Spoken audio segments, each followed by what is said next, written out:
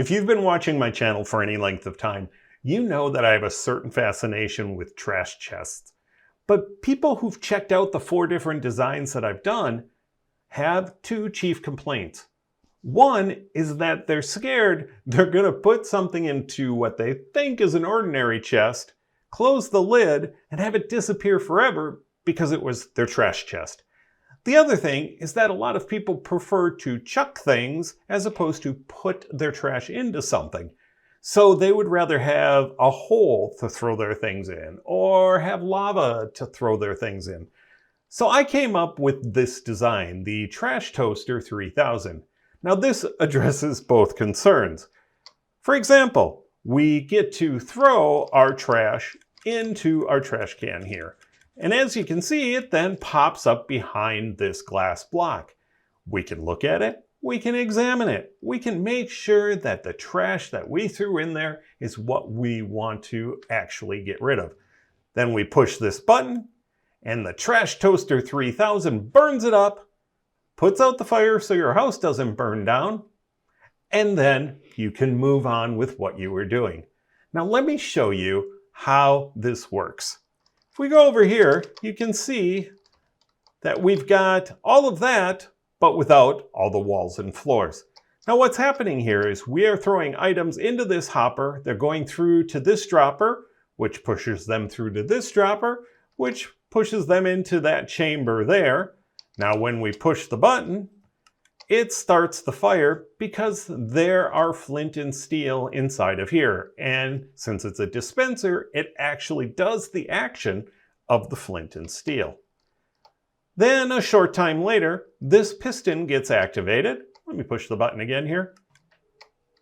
You can see the piston gets activated, pushes that block into the chamber, and puts out the fire again, so your house doesn't end up burning down. You're going to need 7 white wool, 3 cobblestone, a glass block, 3 trapdoors, can be any kind of wood you want, 2 droppers, a dispenser, a couple of observers, 3 hoppers, 2 sticky pistons, 3 redstone dust, a button of your choosing. In this case, I'm using crimson because it's red, like fire.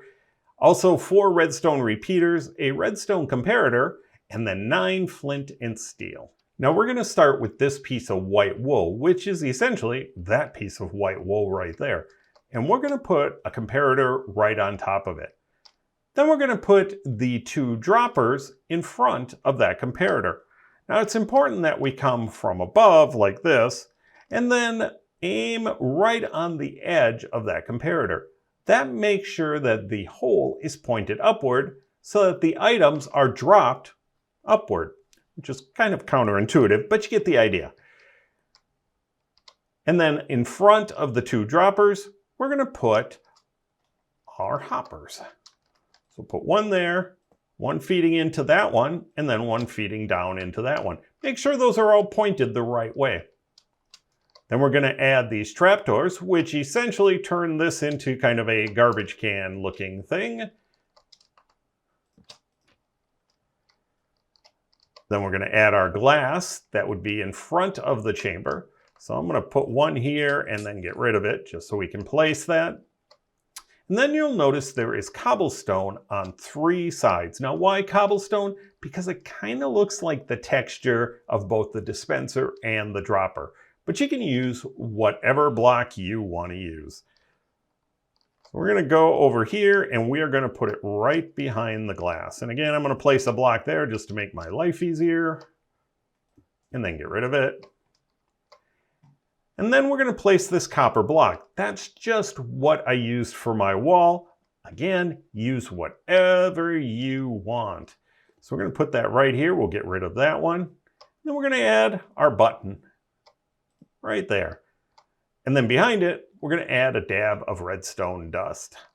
Now the reason we do this will trigger this dispenser here, but then also get this little delay mechanism going because we start the fire, we burn up the stuff, and then a short time later, we push the block in over the top. If we don't wait a little while, we don't have the opportunity for those items to burn up. So now what we're going to do is we are going to put in this dispenser. Now this is a little bit tricky. from the standpoint of we want to make sure that the hole for the dispenser is pointing down. So what I'm going to do is I am going to just put in a couple of blocks here and then come down below and aim up at that block. And as you can see, the hole is right there and we were successful. Now we need to put a piston here, but the first thing I'm going to do is get these pieces of white wool laid in. Now there are 6 pieces of white wool here, and as you can see, they start right behind this block here. So I am going to do this, come around, 4, and then 2 back. And you can see that right here. Now these 4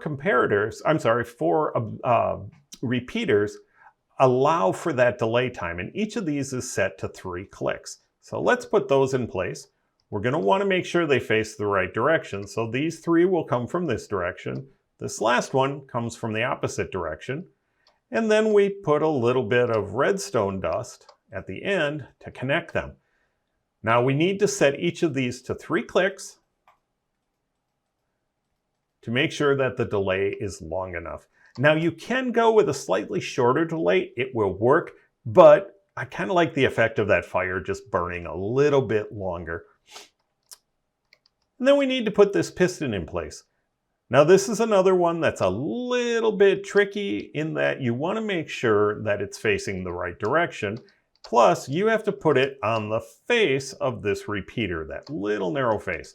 So I'm going to come right here and put it in here, and you can see it did connect to that block there. Now if we go down here, this is the clock mechanism I mentioned earlier that moves the items up from here to into the chamber.